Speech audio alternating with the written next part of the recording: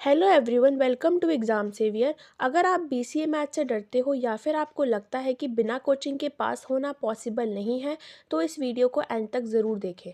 आज मैं आपको बताती हूँ कि ऐसी स्ट्रैटेजी जो उन बच्चों के लिए है जो एवरेज या वीक है, या जिनके पास कोचिंग का कोई ऑप्शन नहीं है, या फिर जिनको लगता है कि हमारा बेस ख़राब है मैथ्स का, हम मैथ्स को पास नहीं कर सकते। इस वीडियो का एक ही गोल है, कॉन्फिडेंस के साथ पास होना। सबसे पहले हमें एक रियलिटी समझनी होगी। बीसीए मैथ्स कोई आईआईटी लेवल की मैथ्स नहीं है। यूनिवर्सिटी एग्ज़ाम का पैटर्न सालों से ऑलमोस्ट सेम रहता है। क्वेश्चन रिपीट होते हैं, यूनिट फिक्स है, स्टेप मार्किंग के भी मार्क्स मिलते हैं।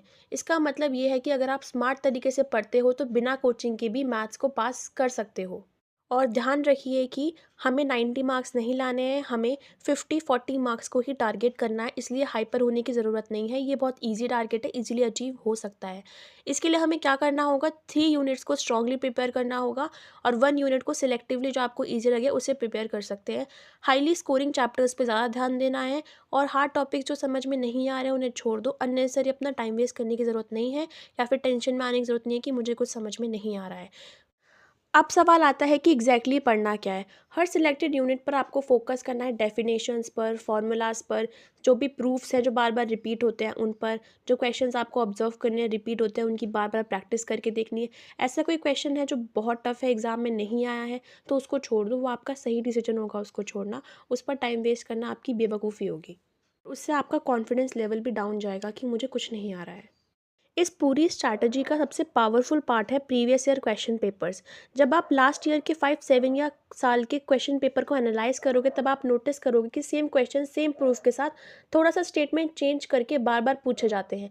जो स्टूडेंट प्रीवियस ईयर पेपर को सीरियसली लेते हैं उनके पास होने के ऑलमोस्ट चांस बढ़ जाते हैं। आपके पास टाइम है, आप वेल एंडली डीपली गो थ्रू कर सकते हैं हर चीज़ को समझने के लिए, तो आप करिए।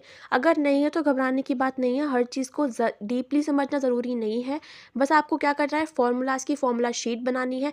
जो बार बार प्रूफ या फिर क्वेश्चंस बार बार रिपीट हो रहे हैं, आपको एनालाइज करके उनको अच्छे से प्रैक्टिस करनी है। और ध्यान रखिए, मैथ्स क्रिएटिविटी से नहीं आती है, मैथ्स आती है लॉजिक्स बिल्ड करने से। अब आइए नेक्स्ट देखते हैं आपका इमरजेंसी प्लान। इफ़ अगर आपके एग्ज़ाम्स आ चुके हैं और बस 10 या उससे कम दिन रह गए, 1 to 4 डेज़ पे आपको 2 यूनिट को सिलेक्टिवली फुली प्रिपेयर करना है। 5th और 6th डे पे आपको थर्ड कोई भी सिलेक्टिवली ईजी यूनिट को उठा लेना है, उसको तैयार करना है। 7th और 8th डे पे प्रीवियस और क्वेश्चंस उन तीनों यूनिट के गो थ्रू करने हैं। 9th पे फॉर्मूलाज और रिवीजन करना है उनका, जो प्रीवियस जो भी आपने यूनिट्स प्रिपेयर करी हैं। और 10th डे पे उन यूनिट का आपको रिवीजन करना है और आपको देखिए कॉन्फिडेंस आ जाएगा। कॉमन मिस्टेक जो बच्चे ज़्यादातर करते हैं उसको आपको अवॉइड करना है। फुल सिलेबस कवर करने के पीछे नहीं भागना है, उस चक्कर में आप हाइपर होंगे और जो भी आपने पहले का रिवाइज कर रखा है आप उसे भी भूल जाएंगे। और आपको प्रीवियस ईयर क्वेश्चंस को बिल्कुल भी इग्नोर नहीं करना। और दूसरी चीज़ इंपॉर्टेंट, मैथ्स से तो आप बिल्कुल डरना ही नहीं है। प्रैक्टिस करनी है आपको राइटिंग, क्योंकि कभी क्या होगा, अगर आप जाएंगे एग्जाम में आपने सब पढ़ रखा है, आपको पता ही नहीं है कि लिखना कैसे है, तो आप वो गलती बिल्कुल अवॉइड करिए। आपको समझना पड़ेगा कि यार सबसे बड़ा सच यही है कि मैथ्स आपको फेल करने के लिए नहीं बनाई गई है। जब सब बच्चे पास कर सकते हैं, कोई एवरेज बच्चा पास कर सकता है, तो आप भी कर सकते हैं। बस आपको स्मार्टली हर चीज़ को फॉलो करना है और आप देखिए मैथ्स बहुत आसानी से निकल जाएगी आपकी। मेरी वीडियो आपको अच्छी लगी हो तो लाइक, शेयर, सब्सक्राइब।